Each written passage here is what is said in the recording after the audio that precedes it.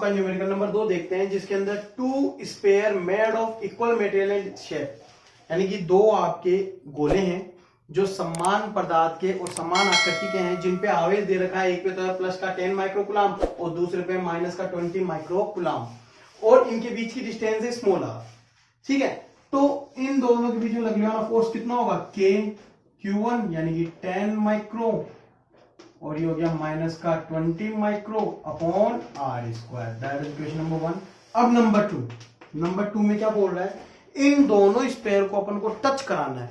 जैसे अपन टच कराएंगे, टच कराते ही बच्चों टोटल चार्ज कितना होगा, टोटल चार्ज आपके 10 micro minus 20 micro is equal to minus का 10 माइक्रो, और दोनों पे चार्ज क्या हो जाएगा, हाफ हाफ दे देंगे, यानी कि जो आपके इस पे जो नया चार्ज आएगा वो कितना हो जाएगा, इसका हाफ माइनस का 5 माइक्रोकुलाम, और बी पे चार्ज कितना आएगा आपके माइनस का 5 माइक्रोकुलाम, और उसी डिस्टेंस आर पे इसको प्लेस कर रहे हैं, तो नया फोर्स बताओ कितना होगा, तो new force F dash is equal to k minus का 5 माइक्रो, यानी कि माइक्रो ही रखते हैं अपन, ये भी माइनस का 5 micro upon distance r square. That is equation number 2। आपके एफ डैश एफ की टर्म में चाहिए, आपको क्या चाहिए, नया फोर्स चाहिए, पुराने वाला पता है, तो अपन क्या करते हैं, जो नया होता है ना उसके अंदर पुराने से डिवाइड कर देते हैं, यानी कि बाई 2/1, तो एफ डैश अपॉन एफ क्या हो गया sir, F dash minus minus plus के कितना हो गया आपके, ये हो गया 25 micro square × minus 12 upon are square. इसमें डिवाइड किया अपन ने इक्वेशन नंबर 1 से, ये माइनस का है क्योंकि 20 माइनस का क्या आएगा अपॉन में के 20, और इसको मल्टीप्लाई किया तो 200 × 10⁻⁻12, और ये आर स्क्वायर के से के कैंसिल आउट, 10⁻12 से ये कैंसिल आउट, तो एफ डैश अपॉन एफ कितना हो गया, माइनस माइनस तो रहेगा, ऊपर 25/200 यानी 25/200 इज इक्वल टू माइनस का 1/8, यानी जो नया फोर्स होगा वो पुराने वाले फोर्स का माइनस का 1/8 मल्टीपल हो जाएगा। तो ये हो गया आपकी इसका न्यू फोर्स। तो इस प्रकार अपन न्यूमेरिकल सोल्व कर सकते हैं। अब अपन आरबीएससी की बुक का न्यूमेरिकल नंबर 5 सोल्व करते हैं। हिंदी मीडियम वाले बुक से क्वेश्चन को पढ़ लें, इंग्लिश मीडियम वाले देखिए कि आपके क्वेश्चन ये है, two similar equal charge sphere A and B, यानी आपके दो स्पेयर है, एक तो है ए और एक है बी। ठीक है, दोनों पे चार्ज क्या है, इक्वल, प्लस का कैपिटल क्यू और इस पे भी चार्ज है प्लस का कैपिटल क्यू। ठीक है, r at distance small r, दोनों के बीच की डिस्टेंस कितनी है, स्मॉल आर, तो इनके बीच में लगने वाला फोर्स कितना होगा, F is equal to K Q square upon are square. That is equation number 1।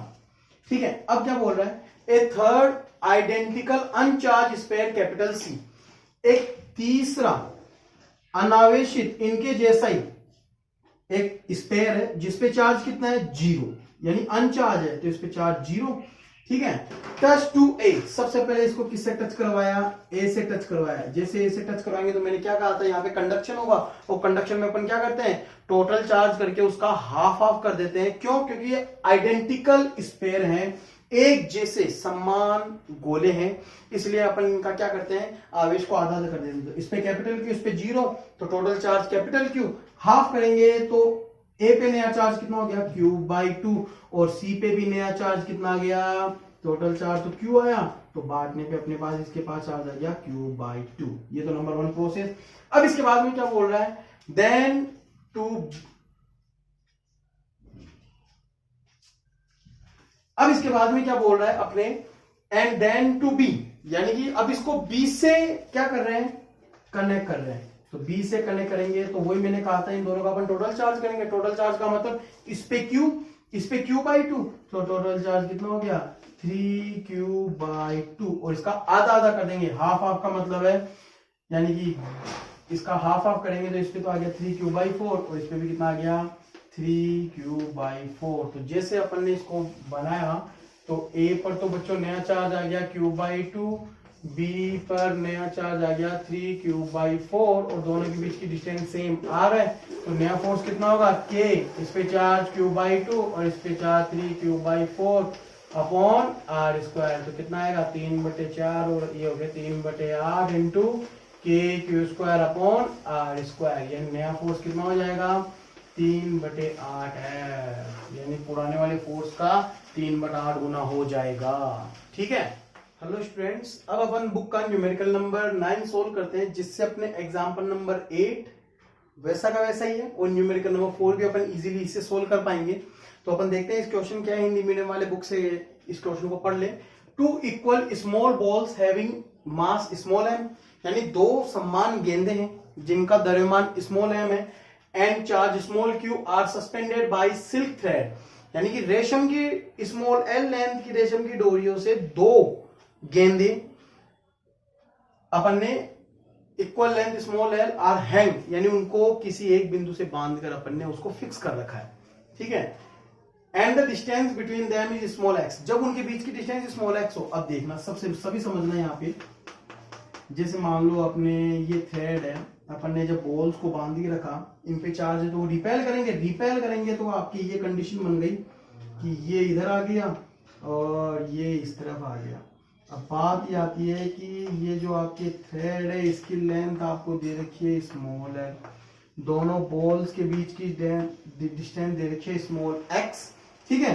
इनका मास है स्मॉल एम और चार्ज क्यू, इसका भी स्मॉल एम और चार्ज क्यू। अब आपको बोल रहा है कि टोटल डिस्टेंस कितना है, ये टोटल एंगल कितना है 2 थीटा इक्वल टू 10 डिग्री। ठीक है। तो अब पूछ रहा है कि एक्स कितना होगा और स्मॉल क्यू चार्ज कितना होगा, बताओ। तो एग्जांपल नंबर 1.8 में तो न्यूमेरिकल के रूप में चार्ज निकलवा रहा है, तो यहाँ से फॉर्मूला आ जाएगा, वैल्यू पुट करते अपने न्यूमेरिकल सोल्व कर पाएंगे। और यहाँ पे केवल एक्स डेरिवेटिव फॉर्म में पूछ रहा है, तो ये अपन देखते हैं, निकालते हैं। तो आपको पता है कि जब भी ऐसी कंडीशन आती है तो ये दोनों चार्ज पार्टिकल इक्विलिब्रियम में, और इक्विलिब्रियम में जब होते हैं तो अपन क्या करते हैं, उस पर लगने वाले सारे फोर्स लगाते हैं। जैसे अपन देखें कि इस पे कितने फोर्स लग रहे हैं। सबसे पहले पता है कि आपको एक तो वेट फोर्स लग रहा होगा, सर कितना होता है mg, जो हमेशा डाउनवर्ड रहता है। एक ये स्ट्रिंग है, स्ट्रिंग में टी टेंशन लग रहा होगा। ठीक है। और इन दोनों के बीच में चार्ज होने के कारण इनके अंदर क्या लग रहा होगा, एक रिपल्शन फोर्स F, कितना होगा k Q square upon distance कितनी है एक्स स्क्वायर। बोलो हुआ नहीं हुआ, हो गया। तो यदि ये एंगल 2 थीटा है तो इसके बीच में से यदि अपन एक लाइन खींच दें तो ये यहाँ पे कट करेगी। तो ये जब दोनों एंगल थीटा और थीटा हो गए, इक्वल एंगल है, तो इनके बीच की डिस्टेंस भी क्या रहेगी, यानी ये जो फेस साइड होगी, यानी इसके सामने वाली भुजा ये भी आधी आधी बढ़ जाएगी, x/2 और x/2। एंगल इक्वल रहते हैं तो उसके सामने वाली भुजा भी क्या रहती है, समान रहती है।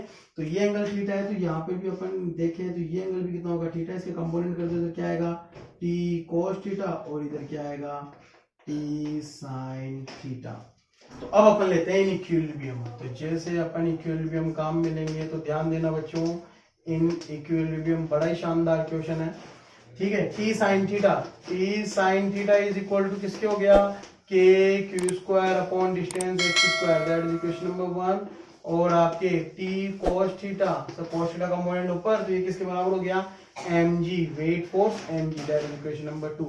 दोनों को डिवाइड कर दें, y 1/2 डिवाइड करेंगे तो क्या आएगा t sin theta upon t cos theta is equal to k q square upon x square mg। t से t कैंसिल आउट, ये क्या बन गया अपने tan थीटा। अब अपन देखो सोल्व करते हैं इसको। इफ अब थीटा क्या है, theta is equal to 5 degree, theta is equal to 5 degree is very small, ये एंगल क्या है, बहुत छोटा है। देन यू कैन से, तो अपन बोल सकते हैं क्या, जो साइन थीटा होता है ना, वो सॉरी जो टेन थीटा होगा ना, थीटा बहुत छोटा होने के कारण वो नियर इक्वल टू थीटा, और नियर इक्वल टू किसके बराबर हो जाता है साइन थीटा के। अब साइन थीटा की वैल्यू क्या होगी, साइन थीटा अपन जानते हैं परपेंडिकुलर अपॉन हाइपोटेन्यूस, लंब बटे कर्ण। थीटा एंगल के सामने लंब कितना है x/2, और कर्ण कितना होता है ये वाला कर्ण, ये 90 डिग्री एंगल है ना, ये या इस तरफ ले लें तो ये l, तो कितना हो गया x/2l इज इक्वल टू किसके हो गया k q square upon x square mg। अब आपको क्या निकालना है, x निकालना है, तो सर x इधर ले लेते हैं, तो क्या बन गया x³ इज इक्वल टू क्या बन जाएगा, इधर जाके multiply 2lk Q square upon mg। बोलो बनेगा नहीं बनेगा, 2lk Q square upon mg। तो यदि अपन x निकालना चाहते हैं तो इसका क्या ले लेंगे क्यूब रूट, तो ये तो बन गई अपने x की वैल्यू। ठीक है, ये तो अपनी क्या आ गई x की वैल्यू, और यही है अपने x की वैल्यू। अब आपको कहा जाए इसे चार्ज निकालो, तो आप चार्ज कैसे निकालेंगे? तो सर यहीं से यदि अपन सोल्व करें तो आपके ऐसे न्यूमेरिकल होगा। अब q की वैल्यू निकालना चाहे तो q क्या होगा, q square is equal to, Q square निकालना, इधर क्या हो गया x cube m g upon 2kl, और इसका क्या कर देंगे स्क्वायर रूट। अब आपको जो डिस्टेंस यहाँ पे वैल्यूज दे रखी है एग्जाम्पल नंबर 1.8 में, वो पुट करके अपन क्या कर सकते हैं, क्यू चार्ज की वैल्यू फाइंड आउट कर सकते हैं। इस प्रकार आपकी ये न्यूमेरिकल कंप्लीट। अब अपन इसी प्रकार बुक का न्यूमेरिकल नंबर 4 देखते हैं, जो इसी पर ही क्या है बेस है। कैसे, देखो फाइंड आउट करते हैं। ये की एक कंडीशन है आपके उस न्यूमेरिकल में, ये की यही कंडीशन है, ये का यही डायग्राम है। तो एक बार समझने के लिए देख लीजिए। आपको क्या बोल रखा है कि आपने वही दो चार्ज पार्टिकल स्मॉल एम मास के क्यू चार्ज के, ठीक है, किसी पहले वैक्यूम के अंदर, किसमें लिया, नंबर 1 वैक्यूम, वैक्यूम में उनको हैंग किया। तो आपके पास क्या कंडीशन आ गई, उनके बीच का एंगल भी दे रखा है 2 थीटा बराबर 30 डिग्री है, 2 थीटा बराबर 30 डिग्री, यानी 30 डिग्री का एंगल है उन दोनों के बीच में। तो थीटा कितना हो गया 15 डिग्री, तो 10 15 कितना होगा, यहां से अपन देखना चाहे तो वैल्यू पुट कर सकते हैं, देखो ये वाला, ठीक है। तो यहां से अपन रखें वैल्यू, तो किसके बराबर होगा, k Q square upon x square M g, या फिर k Q square upon x square डब्ल्यू weight, that is equation number 1। अब इसी न्यूमेरिकल में क्या बोल रहा है, अब इसी न्यूमेरिकल में बोल रहा है कि आपने इस, ये जो पूरा सिस्टम था ना, यानी ये दो जो आपके दोनों चार्ज थे, इसको आपने एल सिल्क के थ्रेड से आपने स्ट्रेच कर रखा है, बांध रखा है। तो आपने उसको क्या किया, एक मीडियम में डिप कर दिया, किसमें डाल दिया, एक लिक्विड के अंदर, एक लिक्विड मीडियम है जिसके अंदर डिप कर दिया। उस लिक्विड की डेंसिटी तुम्हें दे रखी है 0.8 ग्राम पर सीसी, और ये जो आपके बॉल्स है ना, बॉल्स, ठीक है ना, ये आपके जो गेंदे हैं, ये आपके जो बॉल्स हैं, मटेरियल है, इसकी डेंसिटी दे रखी है 1.6 ग्राम पर सीसी। और ये बोल रहा है कि उसका एप्सिलॉन आर फाइंड आउट करो, उस लिक्विड का एप्सिलॉन आर फाइंड आउट करो यदि आपके थीटा एंगल अनचेंज रहे। अनचेंज का मतलब यानी कि आपके क्या रहे, वो 30 डिग्री ही रहे। तो इसकी वैल्यू बताओ।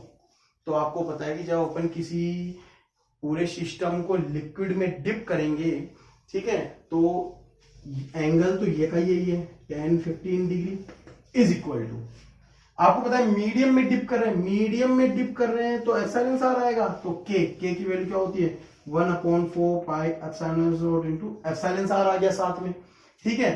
और साथ में क्या है आपके एक्स स्क्वायर, डिस्टेंस वो क्यों रहेगी, क्योंकि जब एंगल नहीं बदल रहा है तो वो कोई, बट वेट, जब किसी लिक्विड के अंदर अपन किसी वस्तु को डिप करते हैं तो उसका वेट क्या होता है, वेट कम हो जाता है, यानी उसको हल्की वस्तु महसूस होती है। जैसे अपन पानी में जाते हैं तो अपन अपना वजन क्या होता है, अपन को कम प्रतीत होता है। तो यहाँ पे कौन सा वेट काम में आएगा, एपरेंट वेट, एपरेंट वेट यानी आभासी भार। और आभासी भार का फॉर्मूला क्या होता है, एपरेंट वेट का फॉर्मूला होता है original weight into 1 minus liquid की डेंसिटी अपॉन मटेरियल की डेंसिटी।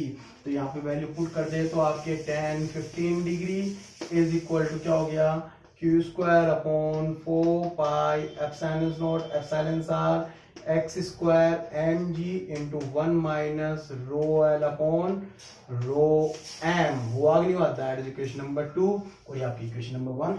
अब दोनों को क्या कर लिया अपन, equal by equation 1 and 2, 1 equal to, यानी दोनों बराबर है ना। तो दोनों बराबर है, जैसे अपन इक्वल करेंगे तो 10-15 डिग्री किसके बराबर, के की वैल्यू रखते हैं अपन, Q square upon 4 pi epsilon not X square M G is equal to Q square upon 4 pi epsilon not epsilon are x square M G into 1 minus rho L upon rho M. हुआ कि नहीं हुआ, 4 pi epsilon not, तो 4 pi epsilon not cancel out, Q square से Q square, X square M G से X square M G, epsilon R निकालना है तो डायरेक्ट फॉर्मूला बन गया epsilon are is equal to 1/1 minus rho L upon rho M. तो आप याद रखना जब भी ऐसा कोई क्वेश्चन आए तो आप डायरेक्ट फॉर्मूला काम में लेके भी इसको सोल्व कर सकते हैं। तो आपकी वैल्यू क्या आएगी, epsilon are is equal to 1/1 minus liquid की डेंसिटी कितनी दे रखी है 0.8, 0.8, मेटेरियल की 1.6, 0.8, 1/2, और जब 1 में से 1/2 माइनस करोगे 1/2 ही बचता है, और 1/2 से डिवाइड करोगे कितना जाएगा 2, दैट इज द आंसर। तो इस प्रकार अपन ने एक साथ तीन न्यूमेरिकल सोल्व कर लिए, ठीक है। तो एक ही क्वेश्चन से आपके तीन न्यूमेरिकल सोल्व हो रहे हैं, तो ये अपन ने कूलॉम्स लॉ के मैक्सिमम क्वेश्चन सोल्व कर लिया। अब आप आगे पढ़ेंगे इलेक्ट्रिक फील्ड।